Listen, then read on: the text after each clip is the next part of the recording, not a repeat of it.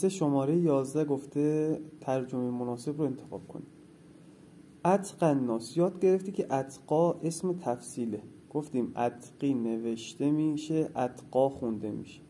گفتیم هر موقع بعد اسم تفصیل مضاف الیه یا اسم دیدی از چی استفاده میکنی؟ تر یا ترین؟ آفرین، ترین. خب گزینه گفته مردم با تقوا، اصلا تر و ترین رو نیاورده. گزینه 2 گفته با تقوا ترین انسان، درست. گزینه 3 گفته مردم با تقوا، خط. گزینه 4 با تقوا ترین مردم، درست. خب میگه که انتهای جمله رو نگاه کن. له و علی، یه بار توضیح دادم. له یعنی به نفع کسی، علی یعنی به ضرر کسی.